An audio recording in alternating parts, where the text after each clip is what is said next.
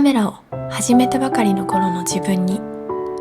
今の私を見せたらきっと信じないと思います。写真家の青井優衣です。いつでも手に取れる場所にはあったのに自然と距離ができてしまった、そんな感覚がありました。撮れないわけじゃないんですよ。でも自分が思い描いてる世界がうまく写真に反映されてない気がして、シャッターは切れるし写真としては成立している。でも撮っていて今みたいには楽しめなかった気がします。その理由としてはね、やっぱどうせ思うようには撮れないし、せっかくねお金を出して買ったのにスマホで撮るのとなんか大きく変わらない気がして、だったら無理してカメラで撮らなくてもいいかなっていう風になってしまったんですよ。そしてね、気づけば結構長いこと防湿庫にねカメラがしまわれている、そんな状態になってしまいました。そこでね、写真とそしてカメラとの距離を置くことにしました。というよりはね、自然と距離ができてしまったっていう感じですかね。ただカメラそのものへの憧れが消えたとかいうわけではありませんでした。うまくは撮れなかったんだけど、上手に撮れたらいいなっていう気持ちはずっとどこかにありました。街でね、カメラを片手に写真を撮ってる方、首からぶら下げてる方、そういう方たちを見るたびにやっぱりカメラってかっこいいなって思いましたね。本当に最初は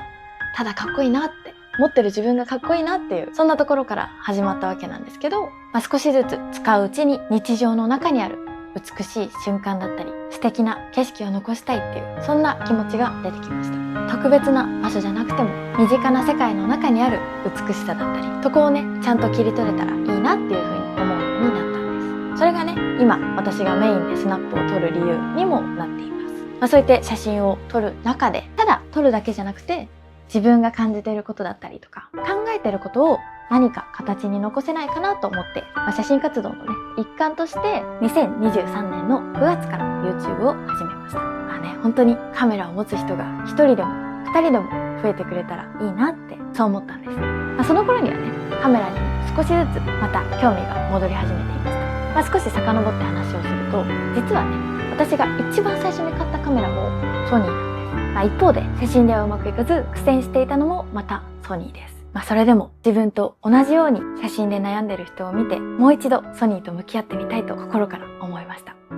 そのきっかけをくれたのが α7C2 でした。このね α7C2 を使い始めて、写真の仕上がりというのはぐっと向上したのはもちろんなんですけど、一番大きく変わったなと思ったのは撮ってる時間そのものの感覚でした。一回一回ね、うまく撮れてるかどうか常に確認しながら撮るっていうよりも、その場に立って目の前の光や動きを見て自然にシャッターを切っている、考えながら撮るっていうよりも感じたまま撮る時間が増えたっていうような感覚です。あとね、軽いっていうのもめちゃくちゃ大きなポイントですね。撮るとって身構えたり、わざわざ気持ちをグッと入れなくてもふと気軽に持ち出せる。なので結果としてカメラと一緒にいる時間っていうのが自然と増えました。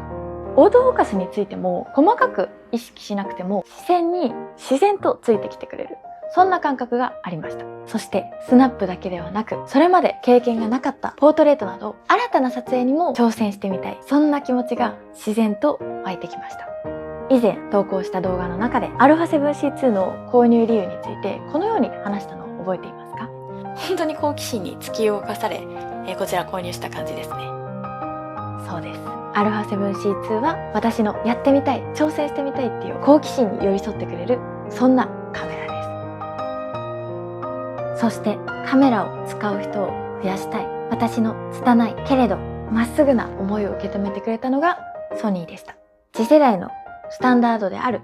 α7V を手に取らせていただいた時、正直本当に驚きました。α7V は被写体認識の向上や色味、光の出方の安定性がぐっと増していて、自分が表現したい描写の意図をしっかりと組んでくれる感覚があります。おかげでね、カメラに必要以上に気を取られなくて、その分被写体と向き合う時間がすごく増えたなっていうのを思います。自分の判断を受け止めて思い描いてる世界をそのまま形にしてくれるカメラだなというふうに感じています。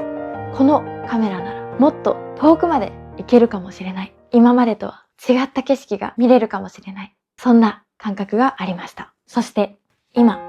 私は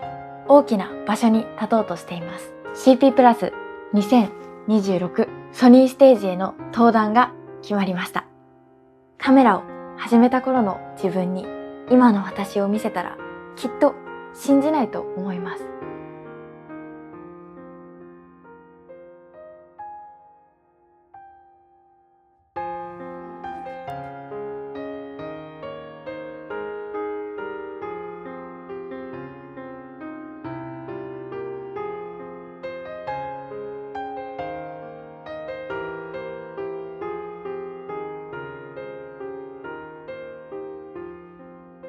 4年前、